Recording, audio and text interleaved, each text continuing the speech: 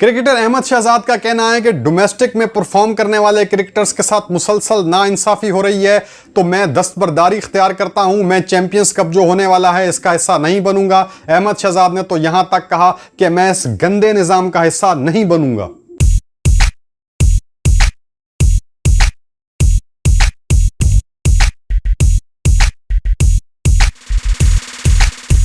Hello अस्सलाम वालेकुम दोस्तों, welcome to my official YouTube channel. जैसा कि आप सब जानते हैं कि पाकिस्तान में चैंपियंस कप जो है वो शुरू हो रहा है। ये एक डोमेस्टिक टूर्नामेंट है, फैसलाबाद में खेला जाएगा। 12 सितंबर 2024 से ये मुकाबले शुरू होंगे। तो इन मुकाबलों में 5 टीमें बनाई गई हैं, जिनके 5 साबिक खिलाड़ियों को उन टीमों का मेंटोर मुकर्रर किया गया है, ताकि इन टीमों से कुछ टैलेंट मिले, खिलाड़ियों को प्रैक्टिस करने का मौका भी मिले और आगे चल के वो खिलाड़ी पाकिस्तान टीम के लिए सर्व भी कर सकें। लेकिन अहमद शहजाद जो साबिक क्रिकेटर हैं और अब यूट्यूब चैनल उन्होंने बनाया है और अपने यूट्यूब चैनल पे बड़े अपने वो धुआंधार किस्म के तज्जियों से बड़ी मकबूलियत पा रहे हैं। खैर, हम सब जानते हैं कि पाकिस्तानी टीम पे पिछले 12 महीनों से बहुत बुरे हालात चल रहे हैं। मायूसी के बादल मंडलाए हुए हैं। पाकिस्तानी क्रिकेट टीम को कहीं से अच्छी खबर सुनने को नहीं मिल रही, मां सिवाय एक आयरलैंड के खिलाफ पाकिस्तान पिछले 12 महीनों में कोई सीरीज नहीं जीता।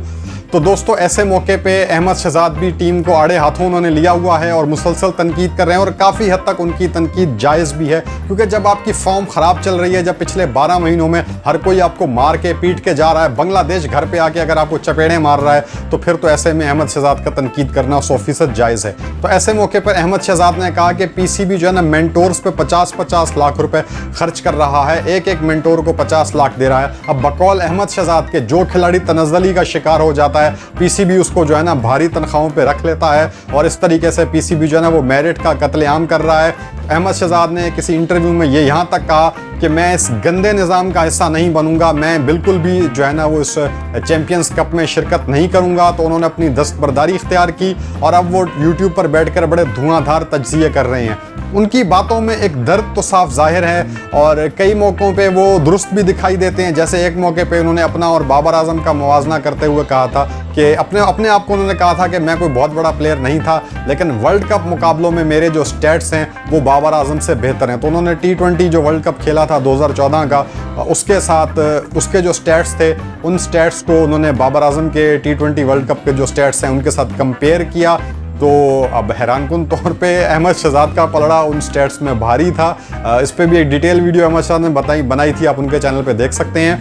तो तब से लेकर वो जो है ना बाबर आजम के पीछे हाथ धो के पड़े हुए हैं। उनका कहना यह है कि बाबर आजम कभी भी बड़ी स्टेज पे परफॉर्म नहीं करते। ये तो सच है, सिवाय 2019 50 ओवर वर्ल्ड कप के या काफ़ी हद तक 2021 T20 वर्ल्ड कप में इन 2 मुकाबलों को अगर निकाल दिया जाए तो बाबर आजम ने आज तक किसी भी टूर्नामेंट के अंदर जो है कोई अच्छा परफॉर्म नहीं किया। ये एक तल्ख हकीकत है, बाबर आजम खुद इस चीज़ से वाकिफ़ हैं और बाबर आजम के फैंस भी, उनके साबिक क्रिकेटर, हर कोई सारी दुनिया इस बात से वाकिफ़ है। तो अब अहमद शहजाद कहते हैं कि मैंने बीड़ा उठा लिया है, जो भी अब हकदार खिलाड़ियों के साथ ज्यादती करेगा, बासलाहियत मेहनती क्रिकेटर्स के साथ जो भी ज्यादती करेगा, मैं उसके खिलाफ आवाज़ बुलंद करूंगा। तो एक तरह से अहमद शहजाद ने अलमे बगावत बुलंद कर दिया है और अब वो यूट्यूब पे बैठ के बड़े धुआंधार तज्जिए कर रहे हैं, तबसरे कर रहे हैं और जो भी सिलेक्शन हो रही है उनको खूब लान तान का मुजाहिरा कर रहे हैं। अब देखना यह है कि ऊँट किस करवट बैठता है। अब यहाँ पर एक सवाल ये उठता है कि अहमद शहजाद का खुद कैरेक्टर क्या है। देखिए, अहमद शहजाद जब 2009 में 2010 में आए थे तो इस बात में कोई शक नहीं है कि अहमद शहजाद हो या उमर अकमल हो, इनसे ज़्यादा टैलेंटेड खिलाड़ी 19-20 साल की उम्र में पाकिस्तान में बड़े अरसे से कोई नहीं आया। लेकिन और इन्होंने शुरू में परफॉर्म भी किया और उनको मौके भी ठीक ठाक मिले। अहमद शहजाद को बहुत चांसेस मिले, लेकिन अहमद शहजाद भी लंबे रेस के घोड़े साबित ना हो सके। यही हाल उमर अकमल का रहा कि उनका स्टार्ट बहुत ही हाई लेवल का था, फिर आहिस्ता आहिस्ता वो फ्लॉप होते गए। अहमद शहजाद भी जो थे उन्हें शुरू में चांस मिला, नाकाम हुए, दोबारा गए डोमेस्टिक में, फिर वापस आए, फिर उन्होंने बहुत अच्छा परफॉर्म किया। मुझे अच्छी तरह याद है 19 साल की उम्र में न्यूजीलैंड के अंदर उन्होंने एक शानदार सेंचुरी स्कोर की थी। कमेंटेटर्स भी हैरान थे कि 19 साल में एक लड़का कितनी शानदार बैटिंग कर रहा है।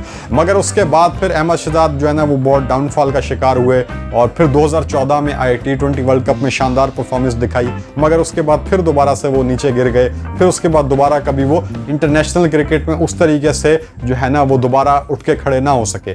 बहरहाल PSL वगैरह में या दीगर लीग्स में झलकियों में में परफॉर्मेंस दिखाते रहे लेकिन मुस्तकिल मिजाजी के साथ परफॉर्मेंस ना दिखा पाए। यही हाल उमर अकमल का है। उमर अकमल पाकिस्तान के लिए एक टाइम पे बड़े सुपरस्टार किस्म के बैट्समैन थे और जब बैटिंग करने आते थे लोग लगता था कि शायद उमर अकमल आउट ही नहीं होंगे, इस तरह का उनका एक स्टाइल था।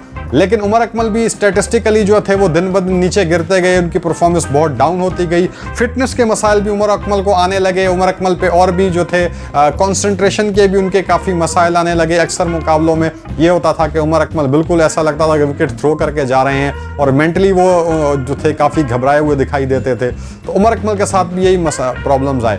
अहमद शहजाद और उमर अकमल जो हैं बासलाहियत होने के बावजूद मुस्तकिल मिजाजी दिखाने में नाकाम रहे। शायद यही वजह है कि बाबर आजम और मोहम्मद रिजवान पाकिस्तानी टीम के साथ मुसलसल पिछले 4-5 साल से जुड़े हुए हैं, उसकी वजह मुस्तकिल मिजाजी है। बाबर आजम पे तो चलो पिछले 12 महीने से एक बुरा वक्त आया हुआ है, लेकिन मोहम्मद रिजवान फिर भी इन पिछले 12 महीनों में भी कुछ ना कुछ स्कोर कर रहे हैं और अभी भी मोहम्मद रिजवान कुछ 60-70 की एवरेज के साथ बैटिंग कर रहे हैं। बाबर आजम पे एक डिप आया हुआ है, उनकी परफॉर्मेंस गिरी हुई है। बाबर आजम इस वक्त कोई 33-34 की एवरेज के साथ खेल रहे हैं, लेकिन मोहम्मद रिजवान बहरहाल रन करते जा रहे हैं। तो दोस्तों ऐसे मौके पर अहमद शहजाद का कहना है कि मैं इस चैंपियन कप से बिल्कुल दस्तबरदारी का ऐलान करता हूं। अब यह अहमद शहजाद का फैसला है, आप इसके बारे में क्या कहते हैं? अब हम तो इस फैसले को दोनों तरफ से देख सकते हैं। अगर अहमद शहजाद का दिल खट्टा हो गया इस निज़ाम से फिर तो उनका फैसला दुरुस्त है, लेकिन अगर वो समझते हैं कि वो भी मजीद खेल सकते हैं तो उन्हें हिस्सा लेना चाहिए था और अपने बल्ले के जरिए जवाब देना चाहिए था। अगर आप खिलाड़ी हैं तो आपका काम है कि आप बल्ले के जरिए जवाब दें। अब वो अगर यूट्यूब पे आप बैठ के